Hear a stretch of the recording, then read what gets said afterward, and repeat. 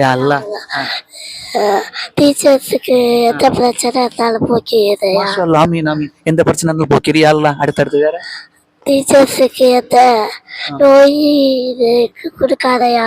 ஆமீன் ஆமீன். வேற வேற யாரெல்லாம் டீச்சர்ஸுக்கெல்லாம் சந்தோஷமா இருக்கணும் யா அல்லாஹ். சந்தோஷமா யா அல்லாஹ் அவங்களுக்கு எந்த கஷ்டம் வரக்கூடாது யா அல்லாஹ்.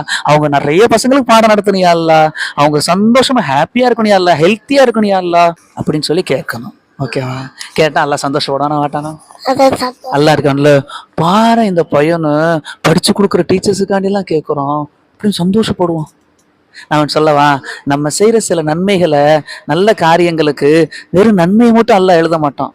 பரவாயில்ல, இந்த வயசுல என்கிட்ட இந்த குட்டி குழந்தை படிச்சு கொடுக்குற டீச்சர்ஸுக்காண்டி துவா கேக்குது. துவா கேட்கணுமா? டீச்சர்ஸ் நம்மளுக்காண்டி தானே கஷ்டப்படுறாங்க. காப்பாற்றுறேன்.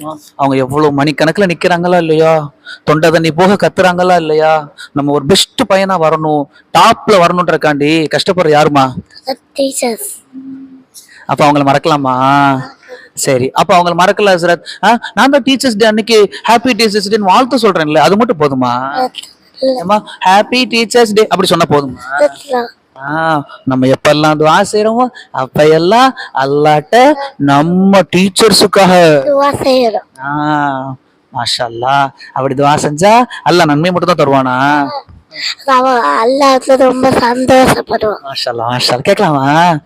கேட்கலாமா? Super super. யா அல்லாஹ் யா அல்லாஹ் எங்க டீச்சர்ஸ் நல்லவங்க யா அல்லாஹ். யா அல்லாஹ் அவங்க இன்னும் சந்தோஷமா இருக்கணும் யா அல்லாஹ். யா அல்லாஹ் யா அல்லாஹ் அவங்க இருக்கிற சின்ன சின்ன கஷ்டம் கூட போக்கிறியா அல்லாஹ் அப்படின்னு சொல்லிட்டு கேட்கணுமா?